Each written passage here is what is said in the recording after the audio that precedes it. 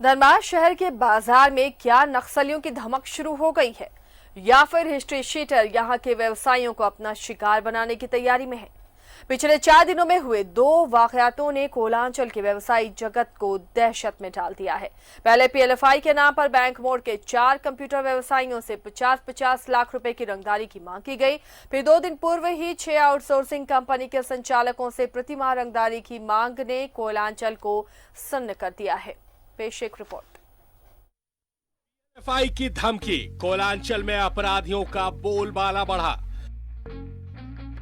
पहले 4 कंप्यूटर व्यवसायियों को पीएलएफआई के नाम पर धमकी भरे मैसेज वो व्हाट्सएप कॉल से 50 लाख रंगदारी की मांग। मेरे रामगढ़ का हिस्ट्री शीटर सुजीत सिन्हा के नाम पर आउटसोर्सिंग संचालकों से मांगी गई रंगदारी। भुगतान नहीं करने पर बुरे परिणाम की चेतावनी। दहशत में कोलांचल के व्यवसायी। धनबाद के व्यवसायी इन दिनों दहशत में हैं। इसकी वजह है कि उर्मिला टावर स्थित 4 कंप्यूटर व्यवसायियों को कथित पीएलएफआई की पर्ची भेजकर 50 लाख की राशि सहयोग के रूप में मांगी गई है। साथ ही ये भी धमकी देना कि सहयोग नहीं देने पर बुरे परिणाम भुगतने होंगे। उर्मिला टावर के सिटी कंप्यूटर के विशाल कुमार, झझरिया कंप्यूटर के विकास झझरिया, अग्रवाल कंप्यूटर के गिरधारी अग्रवाल व गोविंद अग्रवाल को रविवार को एक व्हाट्सएप मैसेज आया जिसमें पीएलएफआई की पर्ची के माध्यम से उनसे सहयोग के रूप में 50 लाख की राशि मांगी गई। व्यवसायियों द्वारा इसे इग्नोर किए जाने पर फिर व्हाट्सएप और नॉर्मल कॉल कर उन्हें धमकी दी गई। अब कितना सहयोग नगद कर रहे हैं संगठन भी बताइए। अपनी इच्छा से बोलिए, दिल से, सही में, सच्चाई में। क्या करें आप बताइए ना, क्या करें? हम ले लीजिएगा 11,000 रुपए ले लीजिएगा। 11,000 तो आप गिफ्ट कर दिए हैं। आपके लिए गोली भी हम तैयार करते हैं। आपके लिए गोली भी हम तैयार करते हैं, ठीक है। अब मत कहिए कि फिर गलत संगठन किया। जब चाहेंगे जब आपको ठोक देंगे, गारंटी है। हम वार्ता के लिए, समझौता के लिए रुके हुए हैं कि चलिए 2-3 दिन में समझौता कर लीजिए। अरे तो दादा हम अपना बैंक के स्टेटमेंट भेज दे, क्या है पैसा? आपका स्टेटमेंट लेके हम क्या करेंगे? तो हमरा बता रहे, हम लोग बैंक से अपने लोन लेके काम कर रहे हैं, कर्जा में है। आपसे हमको मनी चाहिए, पैसा चाहिए। अब पैसा आपसे हम लेंगे, वसूल कर लेंगे। याद करेंगे, हम जानते हैं, आइडिया मेरे पास है। अब कैसे दीजिएगा? दौड़े आदमी खोजिएगा, पैसे कहाँ जाए, कहाँ पर पैसा भुगतान करें, वो मेरा आइडिया है। हम जानते हैं आप कैसे पैसा दीजिएगा हमको। हम दिखा देते हैं, 24 घंटा कर देंगे आपको। मृदापूर्वक लिए हैं क्योंकि जिस तरह से एक्सटॉर्शन मांगा गया है, वीडियो कॉलिंग करके भी धमकी दिया गया है, जिसका हमारे पीड़ित जितने दुकानदार हैं उनके पास पूरे प्रूफ है। प्रशासन को दिखाया भी गया है और हम लोग कल इसी विषय को लेकर के सीनियर एसपी से मिलेंगे और इसका प्रतिकार करेंगे, विरोध करेंगे और जल्द से जल्द ऐसे अनवांछित लोगों को, गलत लोगों को, क्रिमिनल्स को सलाखों के पीछे भेजने का मांग करेंगे। जरूरत पड़ेगी तो राज्य के मुख्यमंत्री से ही मिलेंगे कि धनबाद में इस तरह का माहौल बन रहा है। ये कहीं ना कहीं व्यापारियों को भयभीत करने का भयभीत करना चाहते हैं ये लोग। नहीं, देखिए, दहशत तो बहुत हुई है व्यवसायियों में, क्योंकि इस तरह का मामला पहली बार आया है कि किसी नक्सली संगठन ने व्हाट्सएप के माध्यम से पत्र भेज के ये लेवी की मांग की है। तो ये ऐसा मामला पहली बार है जिससे निश्चित रूप से व्यवसायी दहशत में है। हमने कल इस पर पूरे चैम्बर ऑफ कॉमर्स की बैठक भी बुलाई थी, हम लोगों ने बैठक भी की थी और हम लोगों ने प्रशासन से भी बात किया है, पुलिस प्रशासन से। हम लोगों ने उनसे आग्रह किया है कि इसका जल्द से जल्द उद्भेदन करे, क्योंकि इससे प्रशासन की भी बदनामी हो रही है और इस सरकार की भी बदनामी हो रही है। वहीं इस मामले को लेकर बीजेपी ने सियासत भी शुरू कर दी है। बीजेपी ने इस मामले को लेकर सरकार को विफल बताते हुए अविलंब दोषियों को गिरफ्तार कर व्यवसायियों को पूर्ण सुरक्षा देने की मांग की है। आज जो पहले ग्रामीण क्षेत्रों में था, अब वह शहर के बीचों बीच हाट स्थल जिसको कहते हैं बैंक मोड़ के व्यवसायियों को धमकी देना, ये बहुत बड़ी बात है। और मैं समझता हूं कि इस तरह के हरकत पहली बार हुई है धनबाद क्षेत्र में और इसे सरकार को बहुत गंभीरता पूर्वक लेनी चाहिए और प्रशासन को भी पूरी सुरक्षा की गारंटी देनी होगी पूरी यहाँ के व्यापारियों को। और वैसे लोग जो आउटसोर्सिंग के धंधे में लगे हुए हैं उन्हें भी सुरक्षा देने का काम यहाँ के प्रशासन को करना चाहिए, क्योंकि ये हद हो चुका है। वहीं दूसरी ओर पुलिस ने भी अपना अनुसंधान शुरू कर दिया है। City SP R Ram Kumar के अनुसार पीएलएफआई और हिस्ट्री शीटर के मामलों में अनुसंधान आरंभ कर दिया गया है और जल्द ही इस मामले का पर्दाफाश करते हुए आरोपियों को सलाखों के पीछे पहुंचा दिया जाएगा। क्योंकि इसमें व्हाट्सएप के माध्यम से मतलब रंगदारी और ये मतलब मांग रहे हैं, इसलिए उसको टेक्निकली हम लोग एनालाइज कर रहे हैं। उसी में हम लोग का इन्वेस्टिगेशन उसी प्रोसेस पे चल रहा है, उसमें जल्द से जल्द कार्रवाई हो जाएगी। क्या लगता है जी, एग्जैक्ट नंबर चार लोग बताया था। 4 कंप्यूटर व्यवसायी हैं। हाँ। बहरहाल अगर नक्सली संगठन पीएलएफआई ने सही में व्यवसायियों से रंगदारी मांगी है तो निश्चित रूप से धनबाद के लिए शुभ संकेत नहीं है। पुलिस को जल्द से जल्द आरोपियों को शिकंजे में कर व्यवसायियों के बीच व्याप्त दहशत को खत्म करना होगा। न्यूज़ 11 भारत के धनबाद से अरुण बनवाल की रिपोर्ट।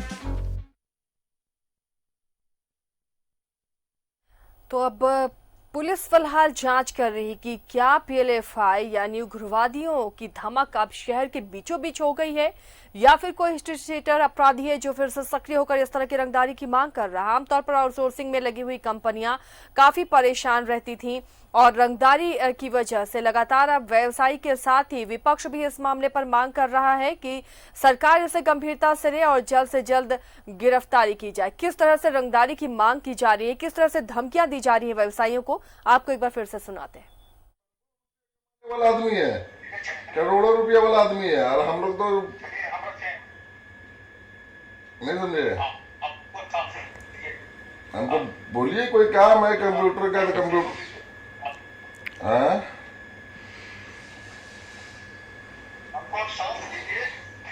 साथ तो दिए रहे। बोलिए ना क्या साथ देना है, बोलिए क्या साथ देना है। पैसा कौड़ी छोड़ के बोलिए, पैसा कौड़ी हमारे पास है नहीं उतना, नहीं समझे। हमारा पैसा कौड़ी है नहीं, हम लोग अपने बैंक से लोन लेके काम कर रहे हैं। दुनिया भर का कर्जा बैंक का है, माथा दर्द ऐसे रहता है। चलिए ठीक है भैया, आपके पास पैसा नहीं है। हाँ बोलिए, और क्या सहयोग करे बोलिए। अपना नेटवर्किंग के काम आप वहाँ करिए, सब बड़ा बड़ा लोग के दीजिए, उनको नंबर दीजिए, उसका वाइड ऑर्डर दीजिए, ठीक है। नेटवर्किंग का आपको काम करे ना, तो बहुत है यार। धनबाद में तो भरा हुआ, आपका तो चैनल है ही है, इतना स्ट्रॉन्ग चैनल है, मेरे बारे में सब पता है आपको, तो आपके पास तो स्ट्रॉन्ग चैनल नहीं। जगह जगह में चैनल चाहिए ना, चैनल तो मेरा कुछ आपसे भी चैनल हमको चाहिए। कल आप एसपी के पास क्यों गए थे?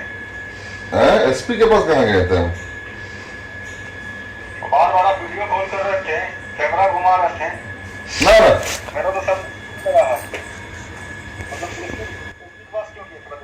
कहाँ एसपी के पास गए थे? आपका तो चैनल,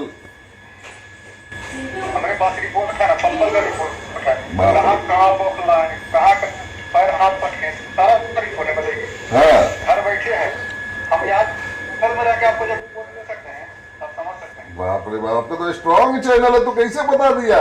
बैंकों में खंगालते मेरा कि बैंक से कितना कर्जा है। नहीं, आप देने लायक हैं, आप सहयोग कीजिए संगठन को। नहीं देने लग नहीं, सही बात बता रहे हैं। हमारा बहुत अभी कर्जा में बैंक से है। अभी तत्काल में आप सहयोग कर रहे हैं कि नहीं कर रहे हैं, बताइए हमको। तन मन से सहयोग कर देंगे, धन मत बोलिए अभी। वापस स्क्रीनशॉट है। तन से सहयोग क्या करना है बताइए, आप तन का क्या सहयोग लेंगे बताइए ना। जो बोलिए, कोई काम है कंप्यूटर बोलिए, कहीं काम कर देंगे। 100 कंप्यूटर भेज दीजिए ना। 100 कंप्यूटर 100 मतलब हम तो कंगाले हो जाएंगे 100 में। अरे एक आध को बोलिए तो भेजवा देते हैं। कहाँ मक्खी चूस बने हुए हैं, क्या करिएगा दौलत रख के बताइए ना। अरे नहीं है दौलत भाई, अपने जीवन हम। तो देखा और सुना आपने कि किस तरह इनके हौसले बुलंद हैं। क्या वीडियो कॉल कर रंगदारी की मांग की जा रही है, धमकियां दी जा रही हैं। हमारे सहयोगी अरुण बरनवाल जुड़े हुए हैं हमारे साथ। अरुण, अगर पीएलएफआई की वाकई ये दस्तक हम समझे कि शहरी क्षेत्रों में अब इनकी दस्तक और रंगदारी के लिए दबाव बन रहा है, तो वाकई ये चिंता की बात है। झारखंड सरकार एक और जहां दावे कर रही है कि नक्सली संगठन कमज़ोर पड़ गए हैं राज्य में और नक्सलियों का कहें तो एक तरह से अधिकांश नक्सलियों का सफाया कर दिया गया है। लेकिन ऐसी स्थिति में, ऐसे समय में धनबाद शहर जो माना जाता है जो नक्सलियों की पहुंच से काफ़ी दूर है और कभी ऐसी कोई घटना नहीं हुई है, उस शहर के बीचों बीच मार्केटिंग व्यावसायिक क्षेत्र में 4 व्यापारियों को नक्सलियों के द्वारा जिस तरह व्हाट्सएप कॉल, ऑडियो के द्वारा मोबाइल से और मैसेज देकर जिस तरह की 50 लाख की सहयोग राशि मांगी गई है और नहीं देने पर जिस तरह एकदम बेखौफ होकर, मतलब वीडियो कॉल में बेखौफ होकर एकदम स्पष्ट कहा जा रहा है कि अगर पैसे नहीं दिए तो ठोक दिया जाएगा। ऐसी स्थिति में तो कहें तो ये बहुत ही अच्छे संकेत नहीं है इस धनबाद शहर के लिए, क्योंकि यहाँ पे ये अमूमन माना जाता है कि ये कोलफील्ड इलाका है और यहाँ दूसरे तरह के रंगदार और आर्थिक गतिविधियों, आर्थिक अपराधों की अधिकता रहती है। लेकिन अब जब नक्सलियों की धमक से अगर ऐसा सही है, इन 4 लोगों को, 4 व्यवसायियों को जिस तरह के धमकी मिले हैं, अगर ये सही में नक्सलियों की करतूत है तो ये निश्चित रूप से संकेत अच्छे नहीं है और ये न सिर्फ पुलिस के लिए बल्कि आम लोगों के लिए भी सरदर्द की स्थिति उत्पन्न कर सकता है।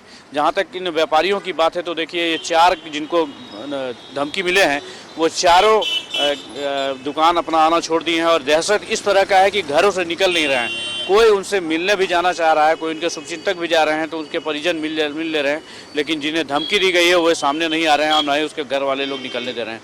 तो पुलिस के लिए बहुत ही एक चुनौतीपूर्ण काम होगी आसिया कि अगर इसको जल्द से जल्द इसका उद्भेदन न कर दिया गया तो फिर बहुत मुश्किल होगा, क्योंकि अब ऐसी स्थिति में यहाँ तो ऐसे ही व्यापार और बाज़ार जो है वो कोरोना के संक्रमण के दौर के कारण ठप पड़ता गया है और अगर ऐसी हरकतें हुई तो फिर निश्चित रूप से व्यापारी अपने शटर डाउन करके यहाँ से पलायन कर जाएंगे। तो बहुत कुछ पुलिस के अब अनुसंधान पर डिपेंड करता है आसिया। डीजे पर फिलहाल पुलिस पहुंचती हुई दिख रही है। देखिए फिलहाल विशाल कुमार जो सिटी कंप्यूटर के मालिक हैं, प्रोप्राइटर हैं, उनके आवेदन पे जिसमें 3 अन्य जो उनके और दूसरे कंप्यूटर व्यवसायी हैं उनके नाम का उल्लेख करते हुए बैंकमोड़ थाने में मामले दर्ज कर दिए गए हैं। आज सिटी एसपी से हमारी बात हुई, उन्होंने इस बात का दावा किया कि अनुसंधान इसका आरंभ हो गया और जल्द ही इसके पीछे के जो भी सफ़ेद पोश हैं, अपराधी हैं, उनके ऊपर से नकाब हटा दिया जाएगा, उसका पर्दाफाश कर दिया जाएगा। उन्होंने सभी बिंदुओं पर जांच का भरोसा दिलाया, कहा कि हो सकता है ये नक्सली घटना हो भी और ना भी हो। कुछ लोग ऐसे भी सिंडिकेट हैं जो व्यापारियों को तंग करने के लिए या व्यापारियों से रंगदारी वसूलने के लिए पीएलएफआई या नक्सली और दूसरे अन्य गैंगस्टर का नाम ले लेते हों, तो उनके आतंक से उन्हें परेशान करके उनसे रंगदारी वसूली जाए, ऐसा भी हो सकता है। तो पुलिस तमाम उन बिंदुओं को अपने जांच के दायरे में रखी है और अपना अनुसंधान में जुट गई है। फिलहाल चूँकि ये व्हाट्सएप कॉल से फ़ोन आया था और एक चीज़ और ऐसी है, जिस विशाल से हमारी बात हुई थी, विशाल कुमार से, उन्होंने बताया कि ये यूएस के नंबर से व्हाट्सएप कॉल किया गया था। तो आप समझ सकते हैं जो कॉल अपराधी जो है कितने शातिर हैं, वो हैक करके यूएस के नंबर से कॉल कर रहे हैं उसको, जबकि ये जो धमकी दे रहा है वो इसी बिहार झारखंड का ही कहीं का रहने वाला, ऐसा देखने से प्रतीत हो रहा है कि इसी बिहार या झारखंड का है। तो आप समझ सकते हैं जो ये सिंडिकेट या अपराधी हैं कितने शातिर हैं, और अगर जल्द से जल्द इसका उद्भेदन नहीं किया गया तो ये पुलिस के लिए न सिर्फ सरदर्दी बढ़ेगी, कोयलांचल के व्यवसायियों का भी हालत यहाँ पे खराब होगा। जी सही कहा आपने अरुण। और अगर वाकई नक्सली हो या फिर स्ट्रीट शीटर अपराधी हो, लेकिन इस तरह से अगर व्यवसायियों से चौतरफा दबाव पड़ेगा, पहले से ही आउटसोर्सिंग को लेकर यहाँ पर रंगदार काफी सक्रिय रहे, तो ये बड़ी मुश्किल वाली बात है व्यवसायियों के लिए धनबाद में। और ऐसा ना हो कि व्यवसायी यहाँ से अपना बोरिया बिस्तरा बांधने लगे। देखिए निश्चित रूप से आसिया आपने सही कहा कि चूँकि ये कोलफील्ड है और आउटसोर्सिंग के कंपनियों के संचालक पहले से ही जो स्थानीय जो दबंग है या स्थानीय जो अपराधी है उनके से परेशान रहते ही हैं। और चूंकि इसमें बहुत बड़ा रोल आउटसोर्सिंग कंपनियों का भी रहता है, क्योंकि वे अपने कंपनी को सही ढंग से संचालित करने के लिए वैसे जो आसपास के इलाकों के जो दबंग है या कुछ 10, 12, 15, 20 युवकों का जो संगठन है उसको कुछ न कुछ अपना दे के रखते हैं ताकि वो उनके मुसीबत के समय काम आए। तो उन सबों को तो किसी तरह टॉलरेट कर लेते हैं इन आउटसोर्सिंग कंपनी वाले, लेकिन अब जब हिस्ट्री सीटर और नक्सलियों की अगर धमक बढ़ जाएगी या उनकी इसमें एंट्री हो जाएगी तो उनके लिए ये बहुत ही घातक साबित होगी। तो ऐसी स्थिति में तो व्यापारी तो निश्चित रूप से यहाँ अपना प्रतिष्ठानों का शटर डाउन करके पलायन कर ही जाएंगे। जी चलिए, शुक्रिया अरुण इस तमाम जानकारी के लिए। तो फिलहाल पुलिस को चाहिए कि इस मामले में गंभीरता से जांच करे, क्योंकि ये आने वाले दिनों में धनबाद के लिए बड़ी मुसीबत बन सकती है। पीएलएफआई अगर सक्रिय हो रहा है व्यवसायियों से रंगदारी मांगने में, वो भी शहरी क्षेत्र में, तो ये बहुत बड़ी बात है और पुलिस के लिए बहुत चिंता की बात है। जल्द से जल्द इस दहशत पर काबू पाना होगा।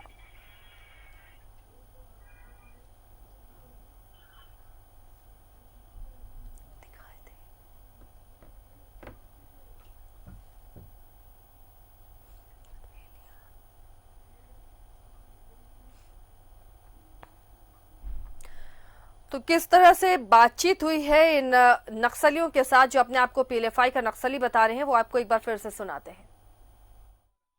बोल देते हैं वो होता है, ठीक है। आप जिस राजनीतिक में पड़े हुए हैं वो राजनीतिक आपको काम नहीं करेगा। और वीडियो कॉल बार बार की हम समझ गए आप पुलिस के पास में, ठीक है, लेकिन मेरा चाह के भी तुम लोग कुछ मेरा नहीं बिगाड़ सकता है, ठीक है। बाकी जो निर्देश दिया गया है वो करने का प्रयास कीजिए, होता है तो कीजिए, नहीं होता तो बोल दीजिए कि हमसे नहीं होगा, आपसे हम समझ लेंगे, आपसे हम लड़ाई लड़ेंगे, ठीक है। हमारा सारा तैयारी कंप्लीट है, कभी भी कुछ हो सकता है। बिजनेस के बारे में बता रहे हैं। सिद्धि कंप्यूटर, टोटल दुकान आपका 5 गो है ना। उर्मिला टावर बैंक मोड़, वेलकम रेसिडेंसी 1, वेलकम रेसिडेंसी 2, मनाई टाड़ के में घर है आपका। पटना में आपका ससुराल है। बेटा 2 है, एक उम्र है 16 साल, दूसरा बेटा है उसका उम्र है 9 साल, आपका उम्र है 45 साल। पूर्व आप सीनियर इंजीनियर थे, ठीक, आपका पूरा बायोडाटा है मेरे पास, वार्ता कर लीजिए, बहुत अच्छा रहेगा आपके लिए।